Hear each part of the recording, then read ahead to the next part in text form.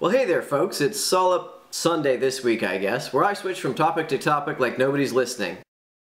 While I think that there are legitimate concerns when it comes to GMOs and new developments in that technology should be scrutinized very carefully, I find the position taken by the GMO abolitionists to be rather weak. The strongest argument brought forward by people who are in favor of entirely banning GMOs seems to be, well, we don't know absolutely 100% of everything that could ever go wrong, so we should never ever find out. But this is an argument that could be used against absolutely any new technology. By that standard, we should stop issuing patents and pass a law that says nobody is ever allowed to invent anything new ever again. Because no matter what kind of new technology we invent, we're not going to know absolutely every possible thing that could ever go wrong. It's not good enough to just say we're not 100% certain that this won't lead to absolute disaster. You have to come up with some reason to believe that it actually will result in disaster. I am, however, perfectly okay with laws mandating that GMO foods be labeled, as long as those labels aren't designed in such a way as to make them deliberately look scary. I think people will actually grow to prefer GMO foods once they see that GMO foods are just as tasty and often quite a bit less expensive.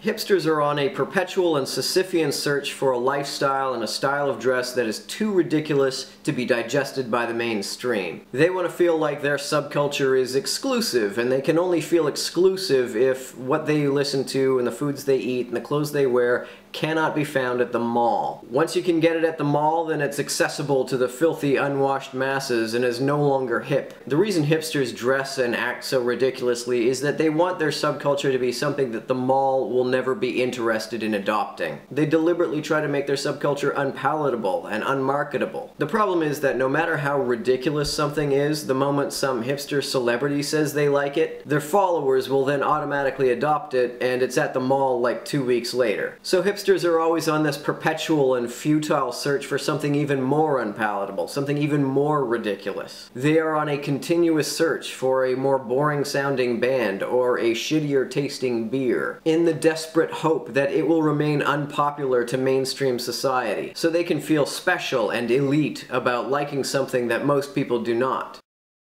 Sanjay Gupta, who used to be against marijuana legalization, says that he is now for it, or at least for medical marijuana. I remember when he was against it, and he wrote an article essentially arguing that it should stay legal because it's not good for you. And I remember reading that at the time and thinking, motherfucker, hamburgers aren't good for you. Should we criminalize hamburgers? If you want to criminalize something, you have to take into account a lot more than just whether it is or is not good for you. Snatching away and criminalizing everything that's bad for people is expensive. It needlessly ruins people's lives, and often ends up doing way more harm than it prevents. Are there drugs that are so harmful that they are worth the cost of prohibition? Maybe. But the mere fact that something is unhealthy does not mean that it is automatically worth banning.